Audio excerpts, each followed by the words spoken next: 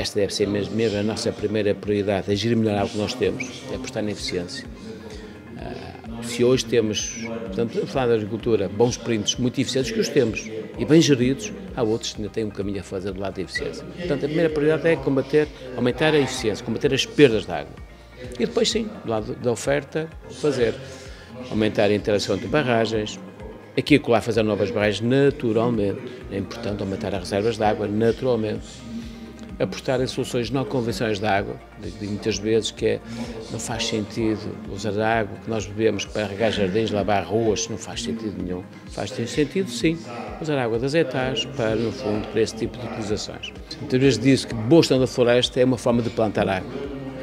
E o tema da floresta é tão importante para, no fundo, criar condições para armazenar água. Plantar água, alimentar os nossos recursos é tão relevante. E, portanto, é mesmo esta boa articulação tem que haver entre a floresta, a agricultura, se quiser, o ambiente, temos mesmo que andar de mãos dadas, porque é tão importante. É muito importante porque, de facto, a Sambarca aqui várias vertentes de toda a nossa sociedade. A sustentabilidade tem vários pilares, não é apenas o pilar ambiental. Há também aqui a questão económica e a questão social. E, portanto, é de enaltecer o facto de nós conseguirmos congregar aqui muitas vontades, até interesses, porventura, confrontantes, mas é dessa discussão, dessa reflexão construtiva que depois resultam as melhores opções.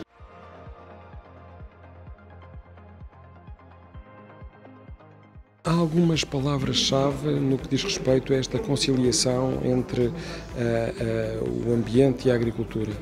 A primeira, eu diria, e talvez das mais importantes, é o diálogo. E o que é facto é que, do ponto de vista dos diferentes atores, do ponto de vista também da comunidade académica, nós, em muitos casos, continuamos a ter uma discussão que já tínhamos há 20 e há 30 anos atrás e temos que evoluir para algo mais substantivo e coeso também no que diz respeito a um olhar para as próximas décadas, onde as crises da biodiversidade, da utilização de recursos, a crise climática, nos vão pôr uma pressão muito maior sobre os diferentes interesses, que são todos eles legítimos, mas que não são facilmente conciliáveis.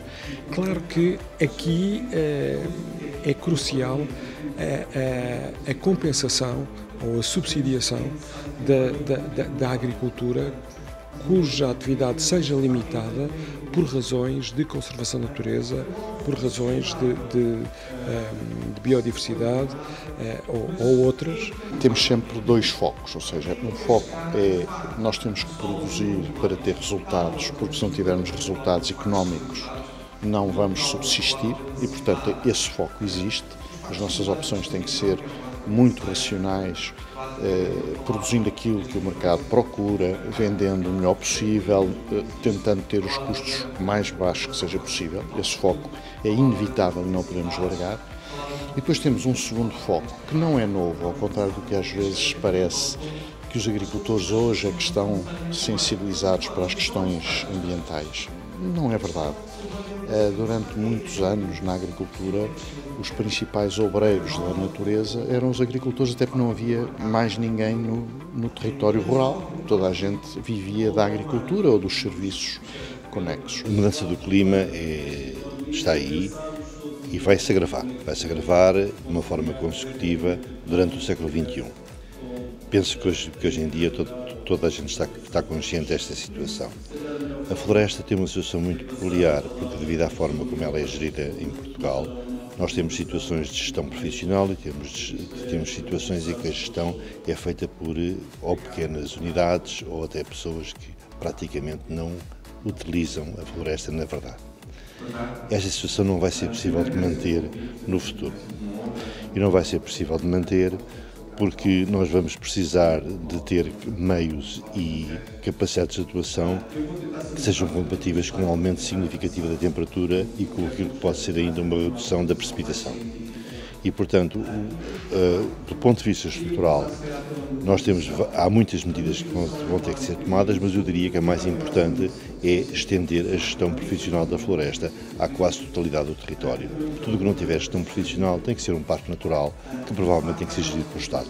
A floresta pode ser um contribuinte líquido, aumentando a oferta, se houver gestão florestal, se houver menos incêndios, se os incêndios tiverem uma consequência menos severa, se houver menos perdas de solos, se houver mais capacidade de infiltração, quer nos aquíferos, quer na perspectiva de chover e essa chuva chegar à jusante, à bacia hidrográfica, porque ela escorreu e não escorreu toda de repente, foi escorrendo.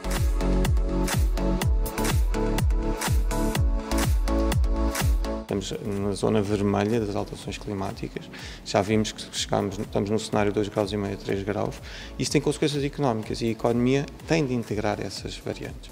E de facto é isso que os estudos recentes têm vindo a fazer, novos modelos de sustentabilidade, em que se discutem as fronteiras de sustentabilidade não de um ponto de vista linear, mas de um ponto de vista circular, e integrar isso é extremamente importante na economia. A economia basicamente é a ciência de alinhar os incentivos e, portanto, é necessário alinhar os incentivos que estão distorcidos, fosse a questão da reforma fiscal.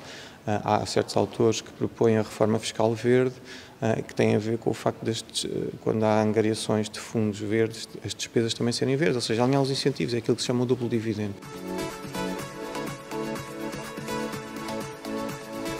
Nós sabemos que as alterações climáticas são um problema global que tem a ver com o aumento das concentrações de gases com efeito estufa devido às atividades humanas. Essas alterações climáticas, no caso específico português, têm-se vindo a traduzir por uma tendência para um clima cada vez mais quente e seco. A questão da seca em Portugal é uma questão muito relevante e a escassez depois consequente de recursos hídricos que se perspectiva para o futuro.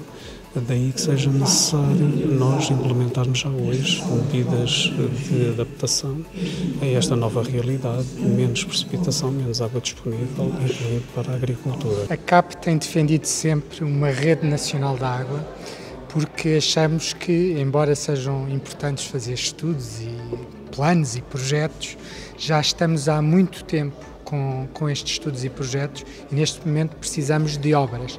Precisamos de obras, por um lado, de modernização de estruturas que têm mais de 50 anos e que precisam de ser muito mais eficientes até chegar aos agricultores, porque os agricultores têm feito investimentos gigantescos durante a última década para conseguir ter uma agricultura de precisão, para controlar à gota, à planta, ao metro quadrado, e neste momento nós precisamos, por um lado, obras de modernização a nível de reservas de água e, por outro lado, novas obras, ou seja, nós precisamos de mais reservas de água, apenas temos 15% da superfície agrícola útil em termos de área regada no país e precisamos de ter ambição para conseguir produzir mais alimentos. O Grupo Agroquim vai entregar uma proposta até o dia 13 de dezembro para pensar o problema da água, a questão da água no país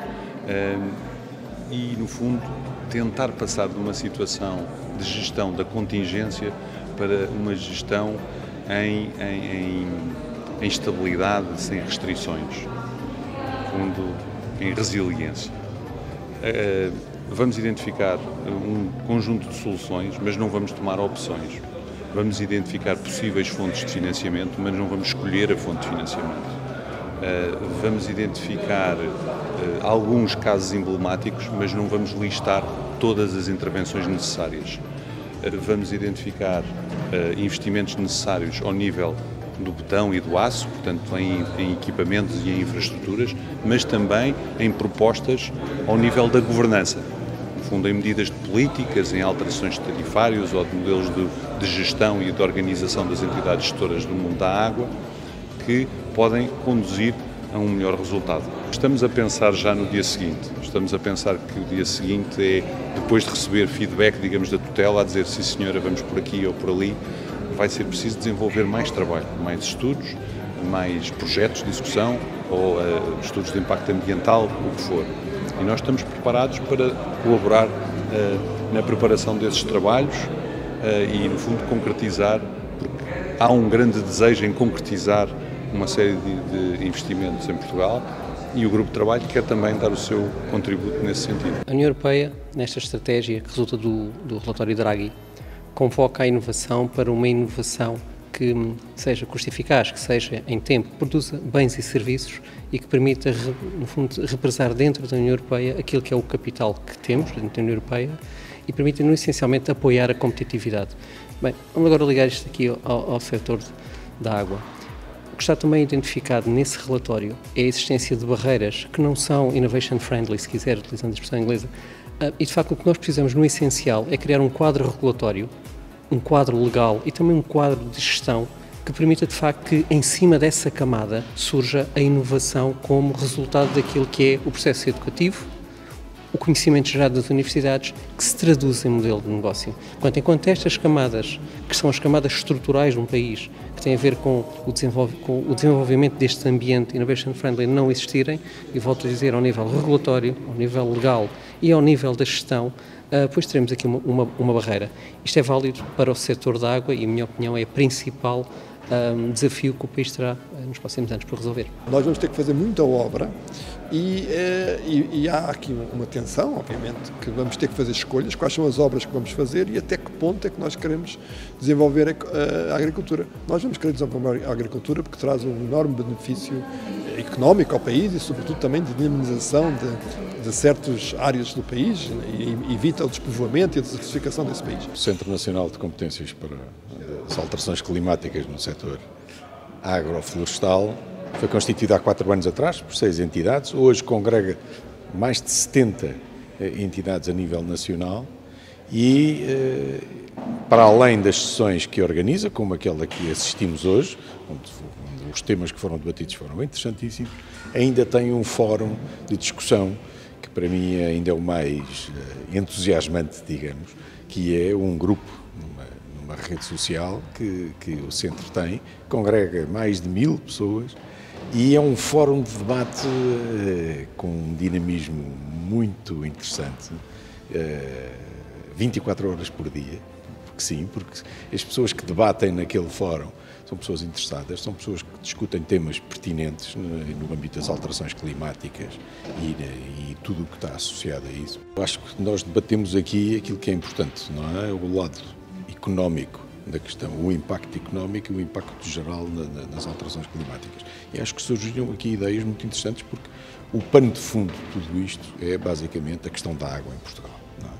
Porque o setor agrícola e o setor florestal, como foi aqui bem demonstrado, sem água nada era possível, não é? Este país seria quase um deserto e mais deserto seria se não existisse ocupação de território, se não existisse atividade económica no território, seja ela agrícola ou florestal. Portanto, acho que esse debate foi muito interessante aqui ao longo do dia e a nossa expectativa neste momento é que o movimento a água que nos une, não é? Dinamizado pelo atual governo, tenha consequência rápida, porque já perdemos demasiados anos a criar comissões, a pensar sempre na estratosfera, quando nós é que temos que pensar no terreno e temos que agir rapidamente no terreno, porque as alterações climáticas já vêm sendo discutidas há muitos anos e até agora pouco ou nada se fez para mitigar os seus efeitos. E neste momento há que meter as mãos à obra e desenvolver aquilo que tem que ser desenvolvido para a coesão territorial do país e para a manutenção do bem-estar dos portugueses, porque é isso que está aqui em causa. Vai sair um cronograma de investimentos, é esse o objetivo, é termos uma rede interligada de água, onde em primeiro lugar a água seja armazenada e depois distribuída de forma eficiente, quer para a agricultura, quer para o consumo humano. Um dos objetivos é nós viabilizarmos novos investimentos na área da agricultura, mas também protegermos os investimentos que existem. Este Água que Une será financiado quer por fundos da Política Agrícola Comum, o FEADER, fundos da Política de Coesão, o Fundo Ambiental e, obviamente, instrumentos financeiros, empréstimos, onde, por exemplo, o InvestEU, que é um programa europeu e um instrumento financeiro, possa participar, como também o Banco Europeu de Investimentos. Portanto, há aqui um cronograma que será feito, onde há uma dimensão também ambiental, porque nós queremos que os caudais ecológicos dos rios, muitos estão em risco, existam e sejam assegurados. em janeiro será feito um cronograma para estes investimentos. Nós precisamos de investigar desde logo, por exemplo, para podermos combater as pragas, as novas doenças, termos novas vacinas. Eu sou a favor das novas técnicas genómicas para termos, por exemplo, plantas que resistam. Novas técnicas genómicas vão dar um aceleramento no fundo e onde não tem nada a ver com os organismos geneticamente modificados, e o nome pode levar a esta confusão. A inovação, que é também absolutamente crucial, que é necessária. Nós precisamos de mitigação em simultâneo e, portanto, o levar-se o conhecimento, o existir, a discussão, haver propostas e soluções, depois uma consciencialização de que as alterações climáticas estão aí, temos de as combater e cada um de nós tem que cumprir a sua missão, é essencial.